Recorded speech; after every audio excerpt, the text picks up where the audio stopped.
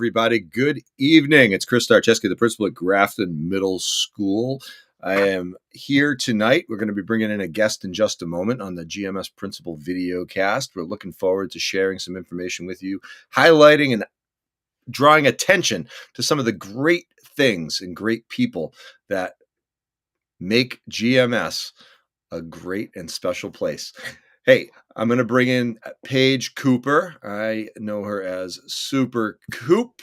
How are you tonight, Coop? Hi, I'm good. How are you? Awesome. Well, hey, Paige, if you can let everybody know a little bit about who you are, what you do, and how you work with kids, and anything else that folks might want to be interested in.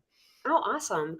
So right now I teach 8th grade English language arts at Grafton Middle, obviously the best school. I've taught 7th and 8th grade for the last number of years. This is my first year as 8, which is a really good transition and change.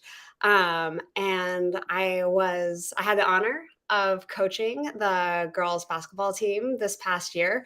This is our 3rd year. And yeah, we just enjoyed a really successful season, especially after the pandemic. I feel like this was the first year that we sort of really got into it after all the pandemic stuff. So that was really great season. I'm happy to be here. Awesome. I'm super happy that I'm able to talk with you tonight. And you set us up for our first topic tonight, in terms of the undefeated girls basketball season.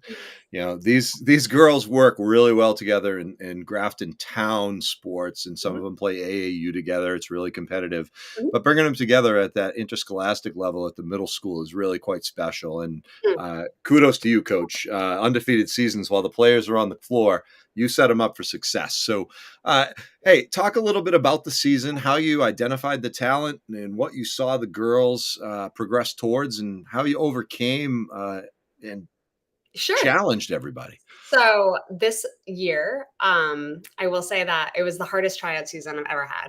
Every kid who tried out was either on a travel team or on an AAU team already. So I was really lucky to have a really strong group of girls who were already really skilled, which made the cuts really sad and really hard to do.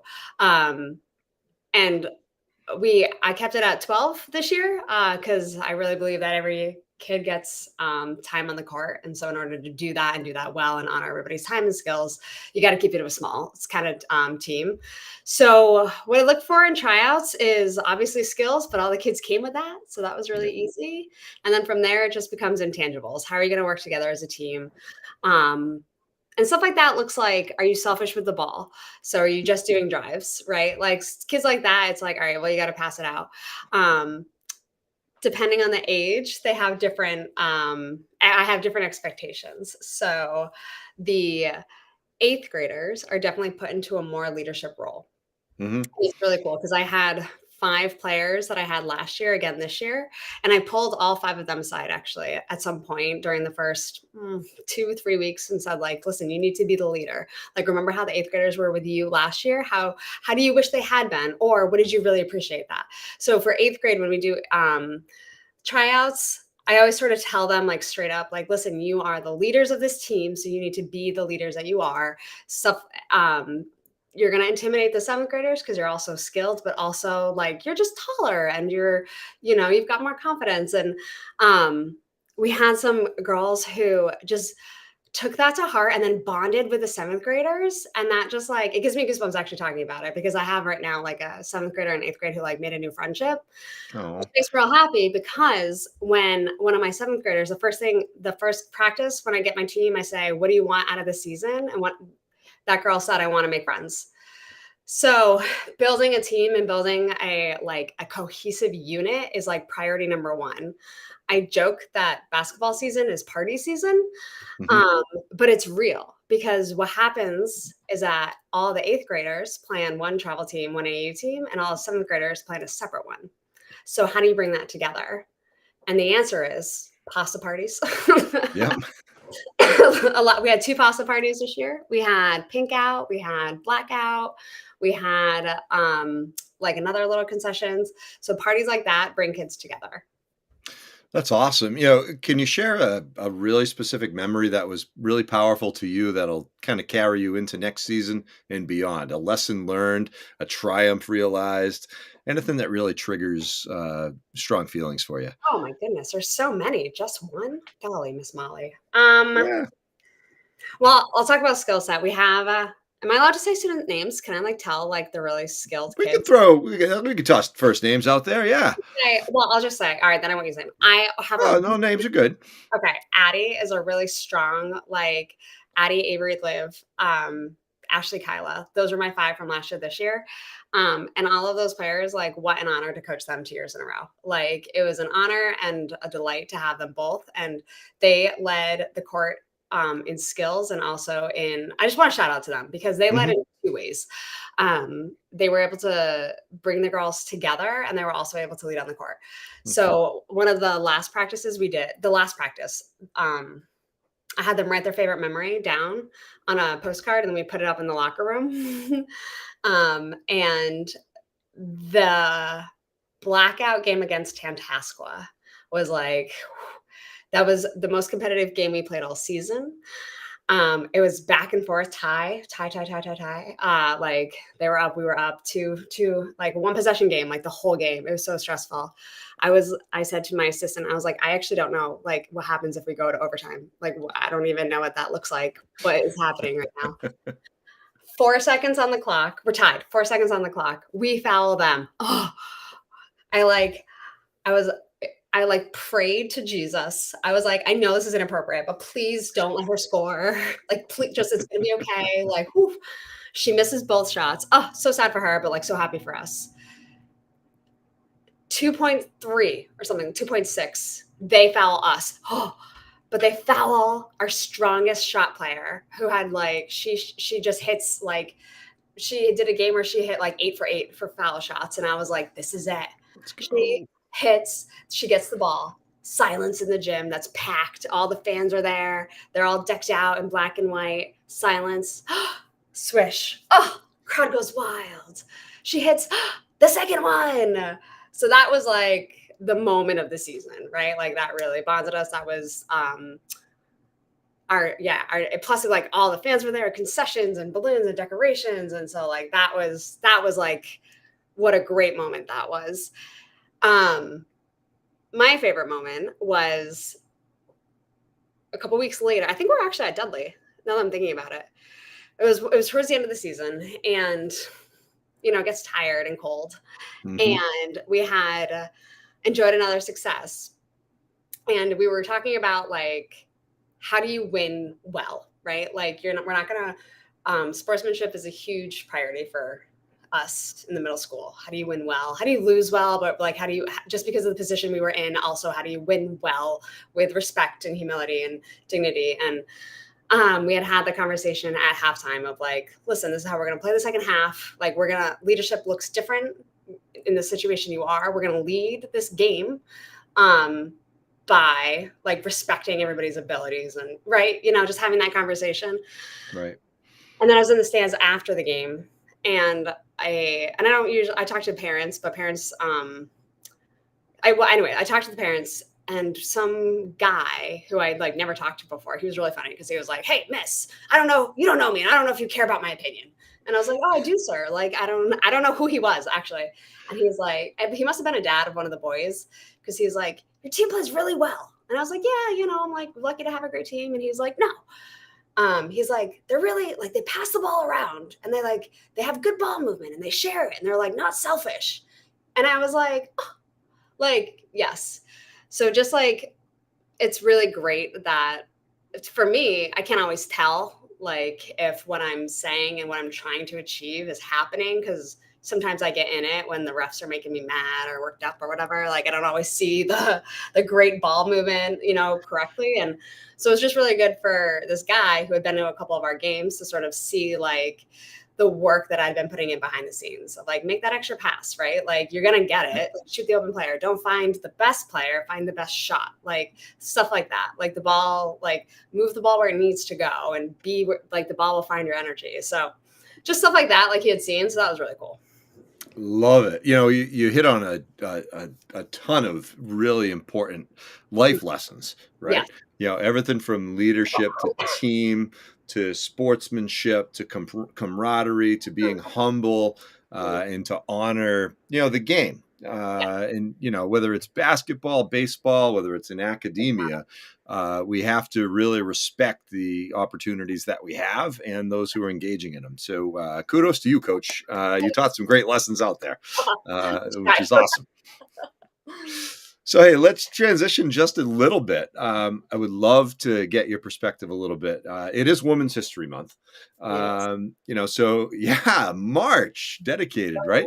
Mm. So, I'm curious about, the idea of women in athletics. Mm. What's been your experience? What's been your kind of drive to be a girls basketball coach involved in athletics and work with young student athletes? And what do you have to say about it? Oh, wow. That's a big question, and I think it's important. No, I'm gonna back up. So I played middle school basketball. I'm pretty short, so my basketball career was also pretty short.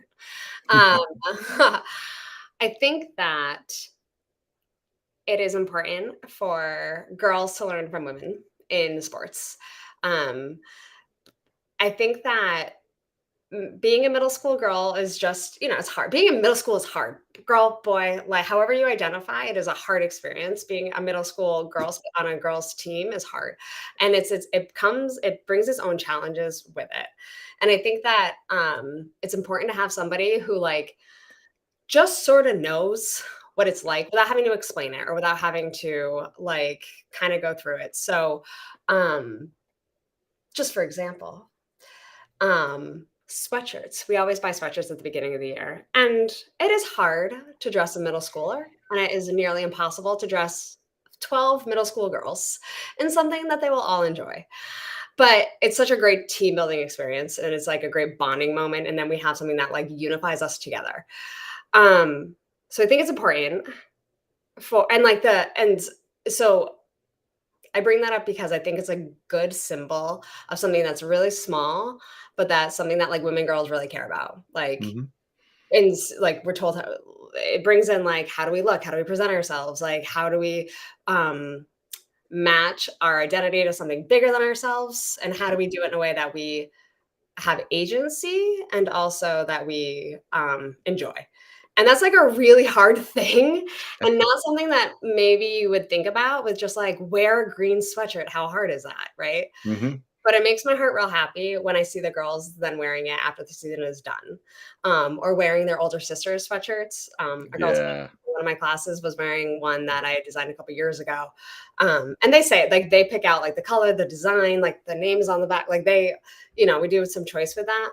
So I think having on the middle school level, having like women there, it's really important because we know those small moments mean are big moments. Those Yeah. small moments are big moments. And then, there's other obviously moments that as a woman, you sort of have to fight for that maybe the boys coach doesn't. Um, Mhm. but it's good for the girls to sort of see that too. I think I'll give you an example. A couple years ago, the locker room that we have up in the upstairs now, like I had to Yep. fight for that. And the principal, no, it wasn't the principal. Sorry, I misspoke. Another person was like, "Why do you need a locker room?" And I remember bringing him down and being like, "Boys locker room, boys locker room, boys locker room, a girls locker room that we share with the team, like with the team that's coming in. Like, how is that fair?" But nobody had thought of it because there were no women coaches. Like nobody, you know what I mean? And so it's like stuff like that too, that like, why Mhm. would you think of that? Like nobody, it's right. So I think it's important to have like a woman in the sports to also just give voice to like something so that you don't think of it. So we got the locker room and we love it. I I love what you hit on there in terms of voice and really about perspective and understanding, right? Anytime we're engaging in a conversation about equal Yeah. access, we think Yes. back to the foundations of Title IX. right? Yeah. Yes. Equity and access, make sure that there's equal opportunity. We're a public school. Everybody needs to be included. Everybody needs to have opportunity. Yeah. And I think it's fantastic that the girls team went undefeated this year, Yeah. because it actually brings a highlight to that, where sometimes in communities, you focus uh, on the football team, right? Yeah. For sure. Primarily a male dominated sport. For sure. Um, you And know, that's how it was for years. For years, like even not for years, but I mean, basketball, like the basketball boys team has historically, and even this year, like what a phenomenal team they were. Like, shout out oh to them yeah, because boys will make varsity as ninth grade. I mean, like some of my girls will also make varsity as ninth grader, but for sure, there is a handful of those boys will go right to varsity. They are strong athletes for sure. Um, but it's a way that I have found to bring focus and highlight to the girls team is through those like pink out, blackout kind of games, um, hmm and those community moments. I feel like we are really lucky to have a community that is so like involved and supportive. And so those moments have been good for the team, but the school, and then I think the community. hmm I think one of the highlights of coming to Grafton, because those of you who don't know, I'm new in my first year. I get a real I sense get that that. there's this idea of Grafton Gator pride, right? Well, there's big Um, pride at Grafton for sure. Yeah, absolutely. and it's not just in the school, it's in the community, and anytime that we can build off of that and teach lessons to the kids about those greater, more impactful experiences, the better we are and the stronger our community is, and that continues to snowball and snowball. um, For sure. so Actually, hey, can I give a shout out? Can I give a shout out to one of the school yeah, committee members, actually, one of the school committee members and like a parent of one of my students.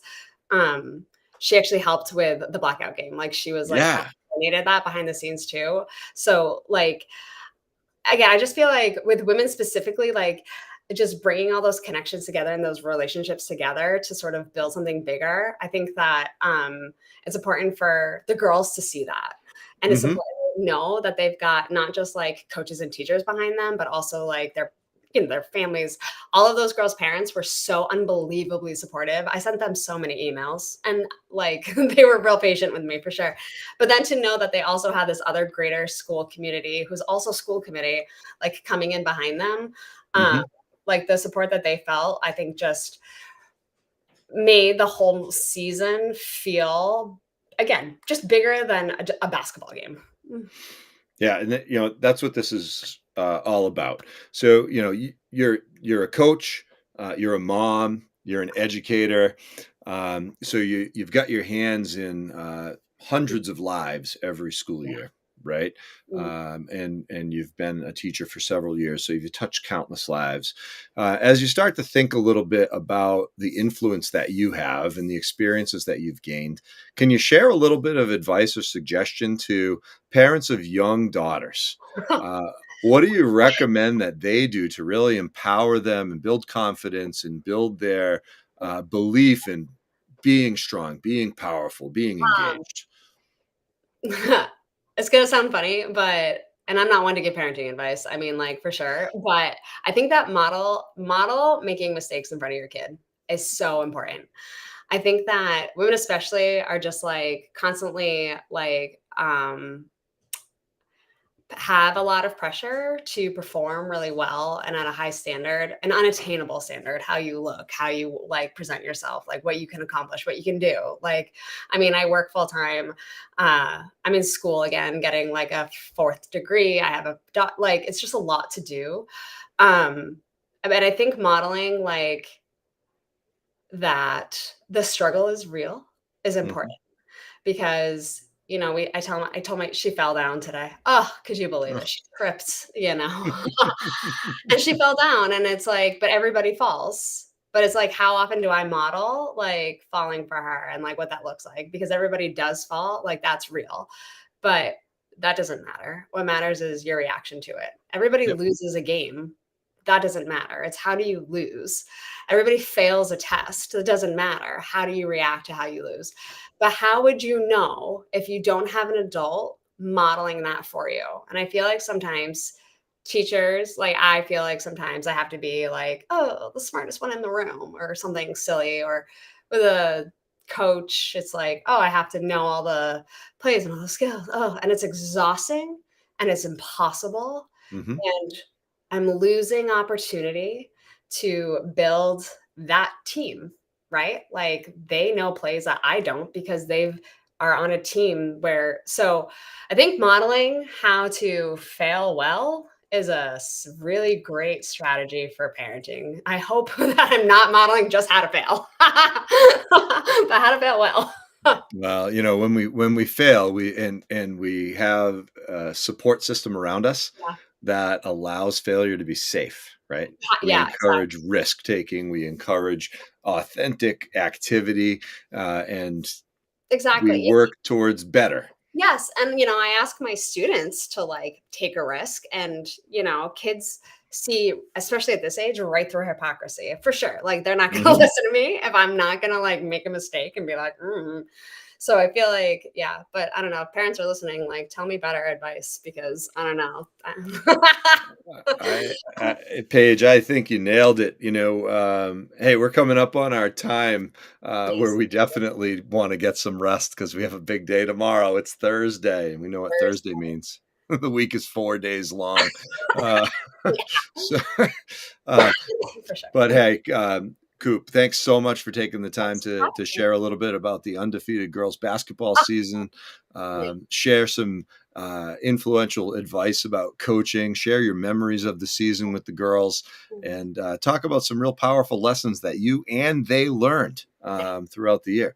yeah. Um, so let's just go ahead and shut it down. Stay on the screen. Don't exit out of there. But anybody who tuned in, thanks so very much. I'm going to be looking to make this a bi-weekly video cast. So we'll have something coming at you every 2 weeks, a new topic. We'll have educators from Grafton Middle. We may have some community members talking to us, but more importantly, we'll have some student voice and student perspectives Awesome. about what it is that we do.